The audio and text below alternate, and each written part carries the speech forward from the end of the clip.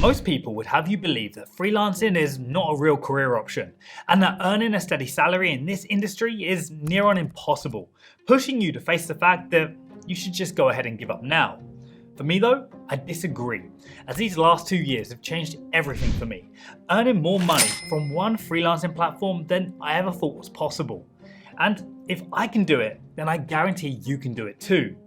That's why I'm about to share with you how I've managed to make over $200,000 thanks to one simple freelancing service I had no experience with before on a freelance platform called Fiverr, and the things I did to achieve it, plus what I'd recommend to any new Fiverr sellers, and my plan going forward to make even more money on Fiverr in the future. Now, what got me to this position I'm in right now wasn't really luck. It was more just learning about the opportunities that were out there. And that's the biggest thing I think most people struggle with, because unless you surround yourself with ambitious people who don't settle with just living the same life day in, day out and want to achieve more, then it's not that easy for us to learn about the easy to achieve side hustles which can make us X amount of money per day. The freelancing gigs which you can start with very little skill and investment, and just the ways of making money online which you would have never known were possible. Because if you had told me 3 to 4 years ago that average people like myself could make 6 figures from being in front of a camera and speaking about people's brands and products, I probably wouldn't have believed you. But in the freelancing world, if you take it seriously, put in the effort and do your research on how to offer your service and package it, then you could easily dominate your niche and completely change the trajectory of your whole life. So if that's what you want to achieve, then here are the 6 invaluable steps you need to have in place on the Fiverr platform. However, a lot of these steps are easily transferable to freelancing life in general. Now, the first thing you need to understand is Fiverr is a platform just like YouTube, Google, or any other, with one of their most important goals being to keep people on the platform. And when you're a seller, you can't just sign up, create a gig, and wait for the orders to come in, because to be very honest with you, you'll be lucky to make $20 a month. Then, no doubt, you'll be sending me messages like these, asking why you're not getting orders. But if you want to take things seriously, then you need to show Fiverr that you're committed. And for this, I'd recommend spending the time to complete the things Fiverr asks you to do on your profile page. These, for new sellers, normally involve taking tests such as language and skill tests, creating a profile description about yourself, adding skill tags, and pretty much trying to complete anything that Fiverr prompts you with, as a more complete profile is going to be valued a lot higher than those that skip this section. Next is creating your portfolio and showing potential clients the work you offer. Now, as you start to get orders, you'll start to unlock different Fiverr features which brand new sellers don't get. Now, I know this sounds unfair, but actually I think it's a great idea they've implemented this, as it's a way of sellers showing Fiverr that they're serious about using their platform, and by doing so, Fiverr rewards you with extra features as you grow to help improve your business. Now, the main features I mean are the portfolio option, which allows you to upload and showcase previous work, the Among My Clients option, which will show up on each of your gigs, showing clients the big names that you've worked with in the past, and also the intro video, which is just a 60-second video introducing yourself to clients looking at your profile. Now, if you don't have these options available to you yet, because as I mentioned, new sellers don't get them until you've completed a few orders, then creating your own portfolio is a must. It doesn't need to be as complex as a website. Instead, you can just upload previous work into a Google Drive and share the link to any clients which ask for it. Because trust me, at least 50% of clients will ask to see a portfolio before they order your gig. And if you don't have one, well, they're probably not going to want to work with you. Okay, this hack is what I used all the time as a new seller, and it worked a treat. Like I mentioned in step 1, Fiverr is like any other website. They want you to be active on the platform as much as possible. Plus, as a new seller, your gig will be ranking somewhere on the back pages, otherwise known as the graveyard, because not many buyers will bother scrolling past page 3. But A good way to overcome this is to always be online. You see, Fiverr's filtering options allow buyers to click a box asking to only be shown sellers who are online right now. And if that's you, then you're going to go from the graveyard to the front pages. So what you need to do is download the Fiverr app. Go to your profile, hit preferences, and make sure online status is toggled on.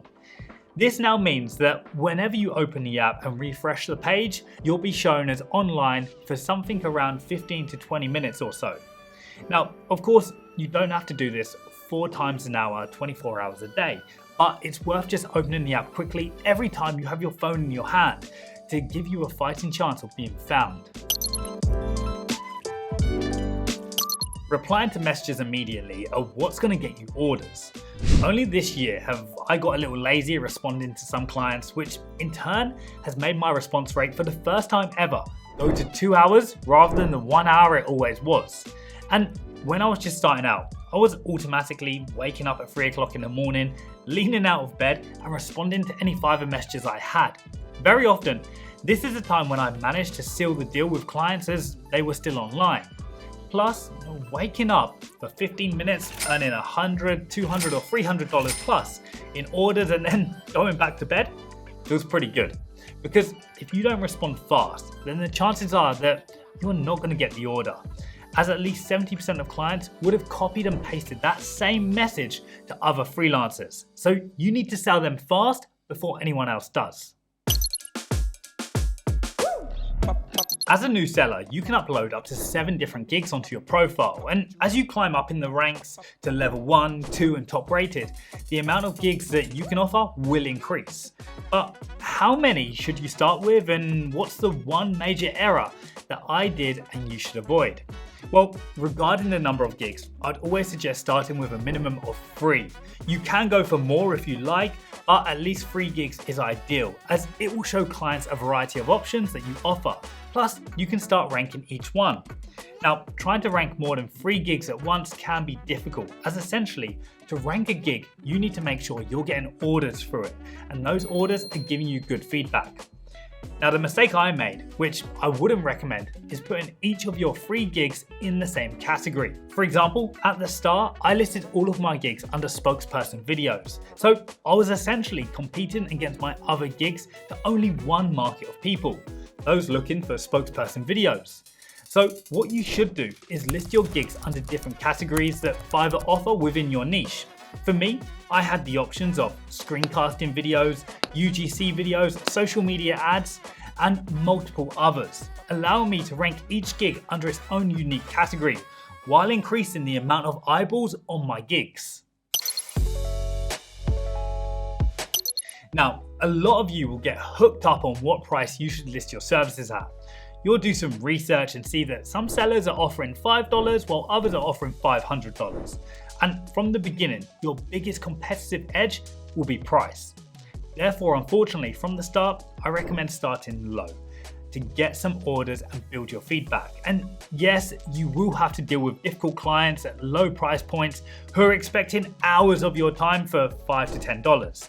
But if you stick that out for a month or 2, just while you build your profile and feedback, then you can start increasing your price. In my opinion though, if and when you decide to increase your price, then think about your gig and service. Can you make it better for the new price point that you're offering?